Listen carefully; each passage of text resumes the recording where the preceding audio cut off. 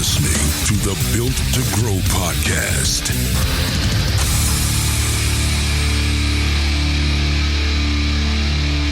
All right, welcome back to the Built to Grow podcast. I'm your host on a Whiskey Wednesday podcast, joined as always by Randy Inkston. What's up, duder? Hi, buddy. Yeah, man. A little Jefferson's Reserve. Yeah, it's that guy's. Jefferson's is his specifically. Yeah, got a little whiskey. I haven't done one of these in a while. Just started, so if we're slurring already, that's a bad sign. Let's hope not. Not even into the first drink here. But yeah, we want to bring a little special episode, something that's been coming up a lot in the last coaching calls that we've been having. And that really comes down to what is it that you want from your business? Before we get into that, jump over to winninggym.com/Scottsdale to grab one of the final couple seats to this growth summit.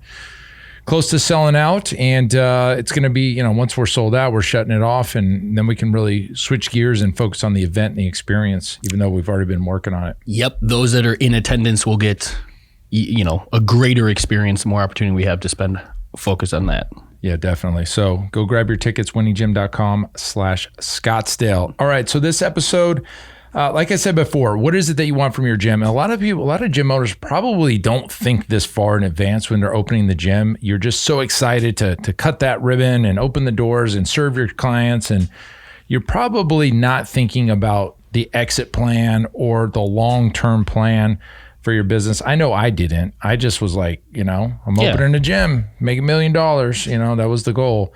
As you get into it, after a while, you start to make different decisions and start looking at it and like, okay, this is what I want it to do, but maybe not in the beginning. And if that's you, that's okay, because it didn't hit me for years. Sure. And, and what you want from your gym is subjective. We talked about it just before we hit record. It's like, well, it's different for everybody. Right. And whatever's right for you is right for you. It doesn't have to be what's right for me or for somebody else. It's what is it that you want? And if you don't know what it is that you want from your business, this is a good time to stop and think, well, hell, I'm going in 5 a.m. every day and I'm working till 7 at night and I see my kids a couple hours and they're in bed and, I eat dinner and I go to bed and I start all over again in the morning. And after a while, it's like, you just do that and you kind of get numb to it. It just is. Yeah, that's the norm, right? Status quo. Mm-hmm. And that's where kind of the idea or the conversation started to come from was, I take all of the intake calls for people that are interested in the business, right? Mm-hmm. Increasing their business or changing their business. Something's wrong. And every single one of those calls, the gym owner, where they are right now is different. There's never two people that are in the same boat. Right. And whether it be where the business is today or where the owner and their relationship to their business is, are they working in it or on it? Is that the only relationship with money that they have? Do they have another business? Do they have a full-time job outside of the gym? I mean, all of these things are the discovery and the beginning of that call. Well, then we got to paint the picture of what the gym owner wants out of the business. Yep. Because that business, and I say this quite often in the beginning of the calls, I go, I need to know what you want out of the business, not just, I need my business to make more money. Yeah, well, exactly. I need more clients. Well, all of us need that. But at the end of the day, if we go and do all of that, are you happy? That's a good point. Because I could drive some of our gym owners right into a hole and they'd hate their life at the end of 8 weeks, right? Because we're only doing more of the same for where they're spending their time today.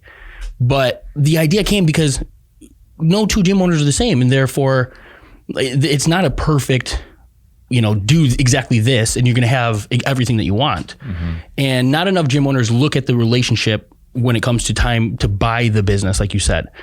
Most are great trainers. They've worked in the industry for some time. Now they feel like the next progressive step is to own the business.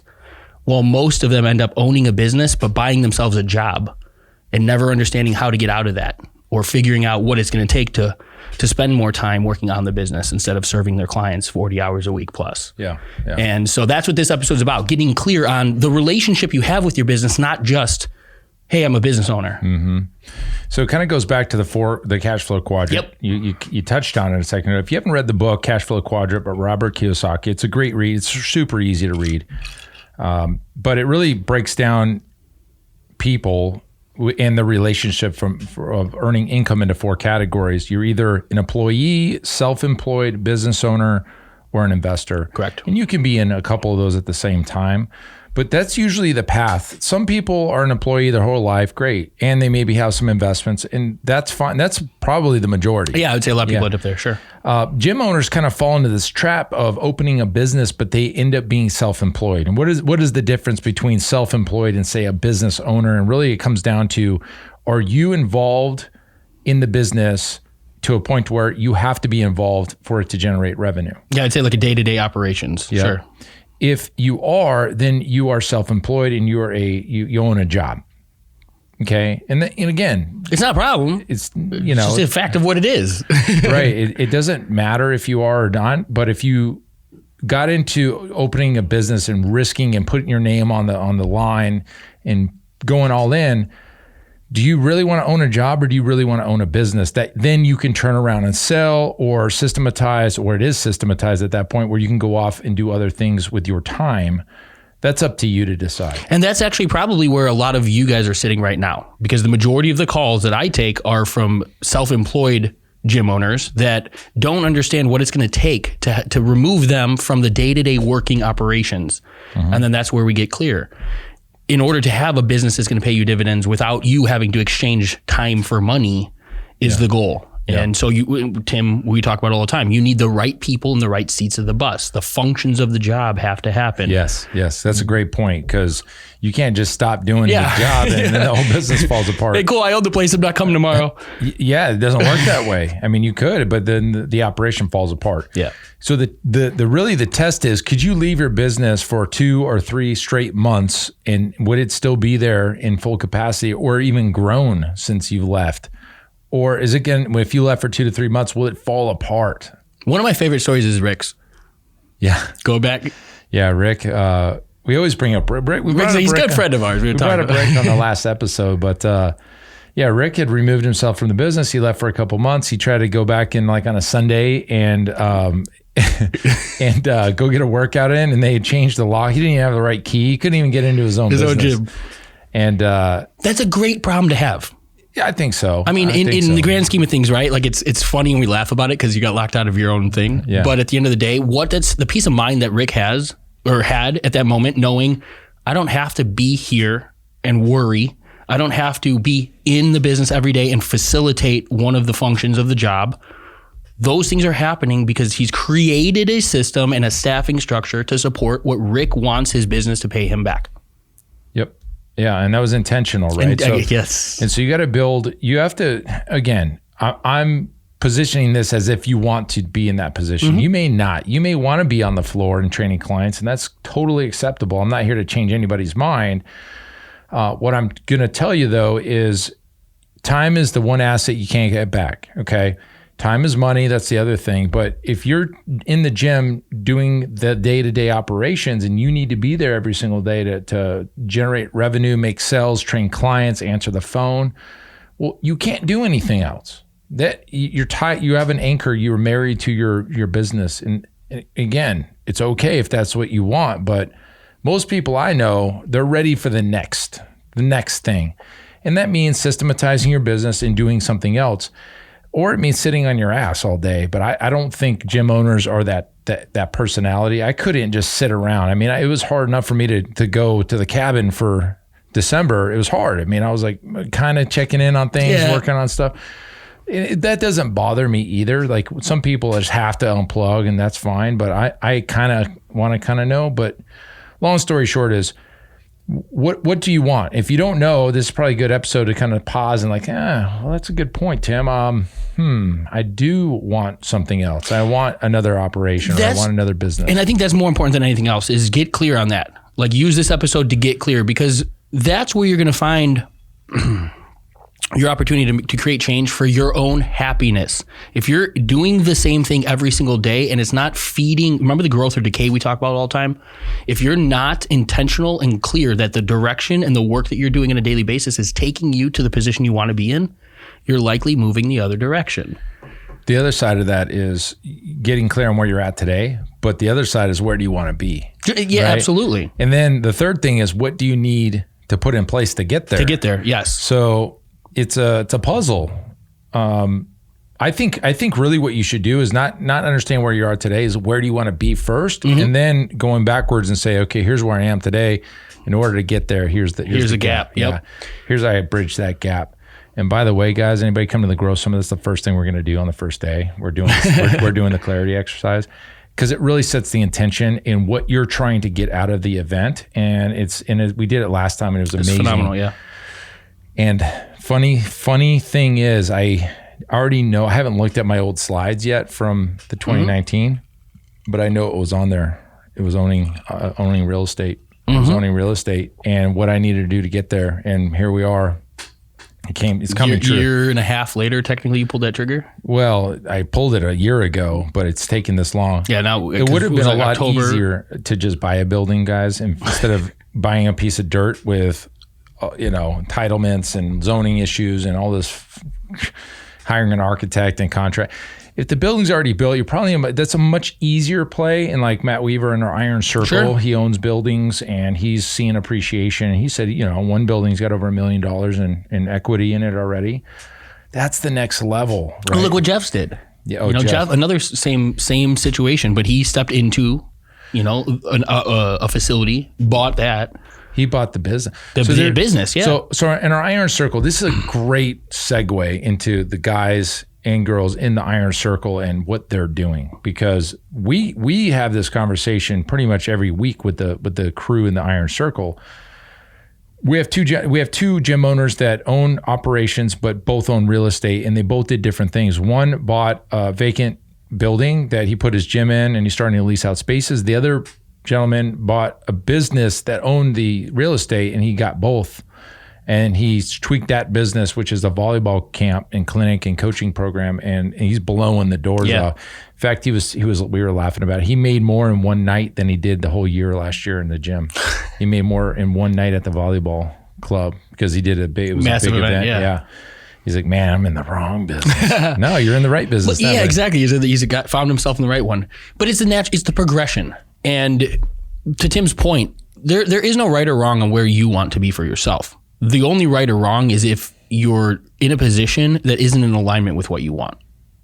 If you're doing the same things every single day and it's not serving your desires, now if you're not being fulfilled, you're living outside of alignment. Like you're not exactly like you're just the hustle, but yet it's not what is serving you, and not in the short term, right? You might need to be that self-employed guy who's doing every aspect of the gym. Tim was that for a long time. Oh yeah.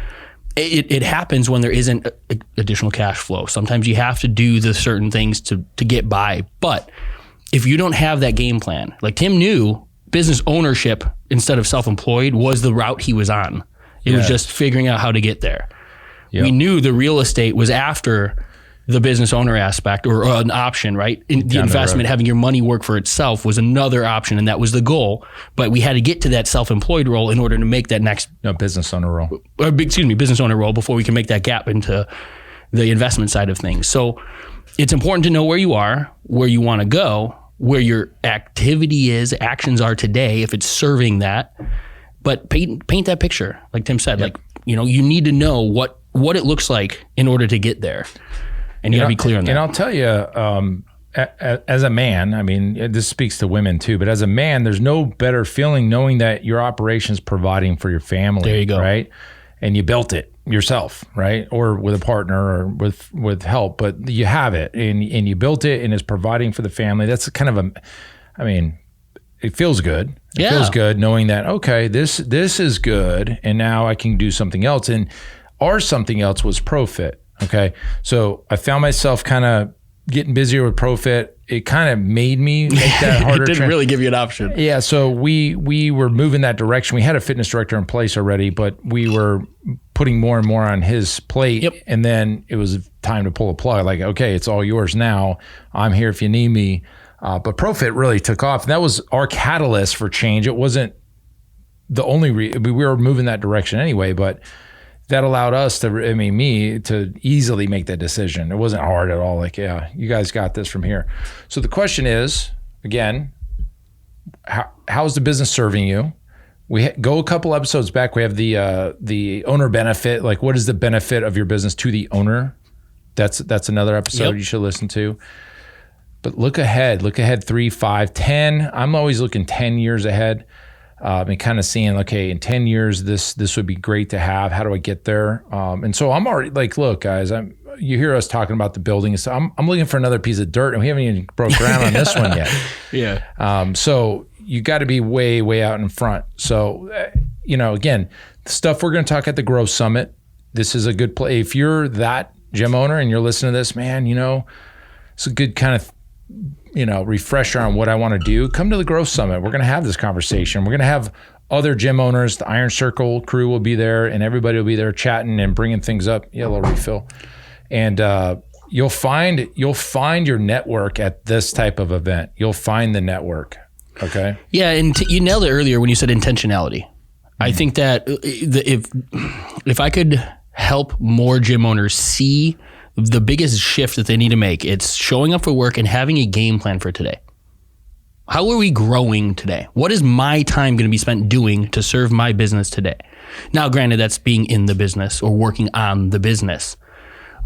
With the majority of calls I take, most gym owners don't have that clear plan before they get to their business. They're driving in and then they get to work and they go, well, what are we doing today? Yeah, fires. And exactly, right? But you can't be proactive while you're in a reactive state. You can't be planning for the future with intention when you're sitting over here trying to put out fires or spend all your time trying to catch things. So give everybody a little example on how to do that. First and foremost, I start every single day with a morning routine. Part of that's goal setting. I mean, I literally 3 items every single day that are non-negotiables. These are the things that I'm working on today to move the needle in my business. For a gym owner in the fitness business, it could be anything from staffing structures or job descriptions. I mean, these are things that we teach. If you don't have them in your business, it's the foundation of the business. What else your morning routine is that sets the tone for the day. Oh yeah. Get your workouts in, guys. You should be lifting. Okay. Yeah, bring a product of your product. That's another big thing, right? I make the joke all the time. Nobody believes a skinny chef. We're the opposite side of the spectrum. You should fit the bill. You should look the role.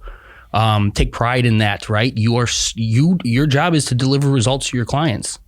Deliver them to yourself first. That's true. If you're not taking care of yourself, you can't help anybody else, right? King eats first mentality. I love that. I mean, it's not a matter of like, hey, I'm more important than you type of thing. It's the best version of me to serve everybody else is the one who takes care of himself first. Yeah. But that rolls downhill in your organization, right? If you're as a business owner, if you're not intentional about your day, if you're not holding yourself accountable for the things you should be doing, the activities you should be doing, where your time is spent, how can you expect your employees to be anything other than the same? That's true. A couple, little tactical things. I live and die by the Google Calendar. Okay, so everything's. I guess it's funny. Like, I'll miss a meeting if it's not on my Google Calendar. It's maybe on my Outlook calendar, but they didn't send me a Google thing, and I'm like, oh my, that's why. Like, I live and die by that thing. I'll block out time if I'm going to go to my daughter's horse riding stuff. I'll put it there, or get a haircut. I'll put it there, so I don't get overbooked. Because as soon as I don't, I'll get overbooked. 100%. Right? Somebody will book that slot and be like, oh man. So even if like, oh my gosh, I've got that dinner to go to for St. Patrick's Day, I will put it, on my calendar.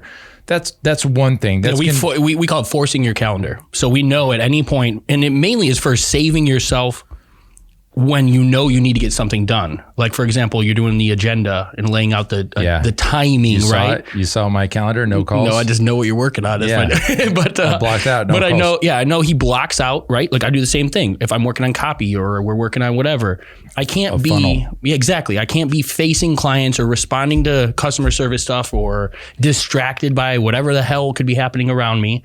I need to be intentional about the time I'm spending in this area of the business.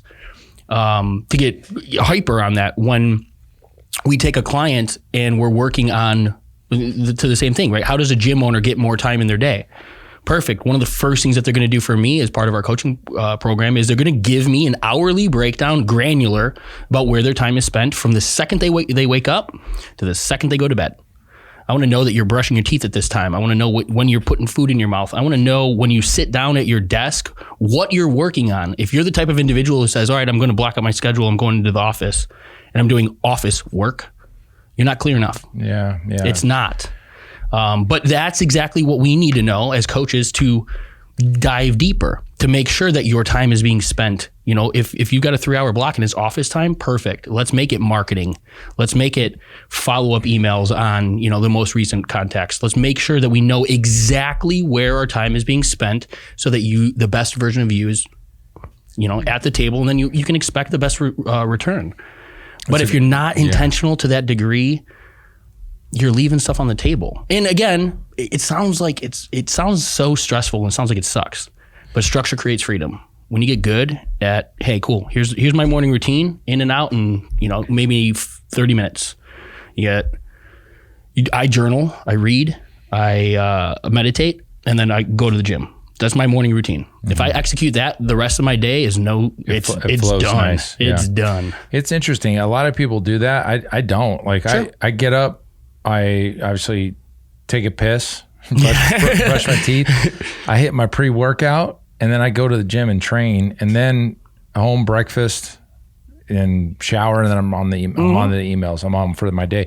I don't start calls until 10 a.m. on purpose. Same exact thing when it comes to that. Yeah. I need to get the morning stuff done, like you, and I know that I'm on around 10. So like for right now with the time change and the client life cycle, went to 9. Yeah. It throws me off. So that's tomorrow. I got to get on.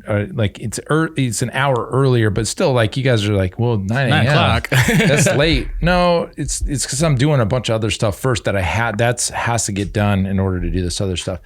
To that point right there, guys. If you knew that, like Tim said it, I'm on by that point. If you knew, okay, I'm the type of individual who 3 hours, 4 hours after I wake up, I'm still kind of in a fog. I'm not a morning person. I'm fighting it. Don't put your most, important tasks during that time. Mm-hmm. You're in control of your time. Force your calendar. Yeah, you nailed it. You're in control of the time. So again, we went around a little bit of a circle, but I think you guys got some tactical stuff. Being intentional with your time is huge. That's how you're going to be more productive. Working on the things that you set in your plan at the beginning, like where do you want to see yourself in 5 years? It's hard to say like, hey, in 5 years, but you do daily stuff, which is interesting. I was listening to you talk. You do like every day, but mm-hmm. I'm a little bit longer out. I'm like quarter, year, month. It's funny. Years. I used to be, and the more coaches that I've had, the more that I've actually like dove in and mm-hmm. followed. Everyone that I know has shorter periods because easier wins to not only that, down. No, because 90 days, anything beyond 90 days, there's so many variables on some of those goals that to have, yes, do I have approximate goals? Yeah, I know the direction I'm moving beyond 90 days, but to be super clear and have a goal at 6 months, a year for me would be, there's so much that's going to change before then that goal is not going to be that goal. You know what I mean? I just need to know the direction. So I intentionally set goals 90 days or less with specific, measurable, quantifiable things. Beyond that, I just want to know direction. But it's even more that forced daily activities, because some of it comes into that flow state where you no longer have to think about certain things. They become habit, routine. Well, the point I was about to make is when I'm doing something, I know if it's working towards the long-term goal or not, where I don't, like if I'm doing it and I'm like, oh, this is a bad idea right now because I'm wasting time, I stop it and then I force myself to change, even though it's not written down. You're listening, when you're dicking off, right? When you're scrolling Facebook. It's acting out of alignment. Yeah. So get your house in order. Yes. Get your house in order. So here's a scoop, guys. I know we rambled on a little bit. So here's what you're going to do. You're going to say, instead of seeing where you are today, where do you want to be? Okay. I'll throw you some examples. I want to get out of my business. I want, not out, but like I want to remove myself from the day-to-day operations. Okay, cool. That's where you want to be. I want to do more videos or more podcasts or more speaking engagements, or I want to, hopefully guys, we can get some live events happening here. We're breaking the ice for everybody. I want to speak more. Okay. Those are the things where you want to be. Where are you at today? Okay. Today I'm putting out fires. I'm training 5 a.m. till, 3 p.m. I have no coaches, So what do you need to get there? All right, I need to hire a coach. I need to systematize my business. I need to go to switchtosemiprivate.com and get on a call with Randy. These are the things that you need to do to get there. And then you take action, use the calendar, use your intentions, set your intentions for the day, write your big 3, get those things done. And then next thing you know, you'll turn around and be like, oh my, hell yeah, I'm there. And one of the things, just to elaborate, because it's probably my favorite aspect of forcing the calendar through the day, and this is something that we talked about recently, I think last week on the podcast, income producing activities. Always become priority. To that episode, we talked about you as the gym owner, your time is the most valuable of everyone in your organization. It should be spent on the areas that move the needle the most. So income producing activities become priority. If, maybe somebody's card decline, or it sucks. I don't necessarily think you should be making those calls and things like that, but make sure it gets done. Right? Yeah. Those declines, those follow-ups, or anytime that there's potential for new revenue, these are all areas of the business that become priority. Think about this. Somebody left a message on your voicemail asking about personal training. You call that back. Don't put that stuff off. And that's number one, guys. That's income producing activities, period. That is the lifeblood of every business. You want to talk about businesses that go out, it's because there was never enough money in it. Yeah. I mean, that's the reason. Cash flow. Cash flow. I mean, COVID was a great example. You know what it did? It shined a light on and made the emphasis of everything that much worse. Yeah. Right? So if you didn't have, if you had the potential for cash flow problems, you definitely had a cash flow problem, and you're probably out of business. Unfortunately, a lot of those gyms went that way. But if you're still here listening, that means that you've got something. Get intentional. Perfect. All right, guys. Hopefully you can find some value in this episode. Do the work, get intentional, zoom in on those goals, and jump on a call, guys. Until next episode, keep changing lives. We'll see you on the next show. Bye.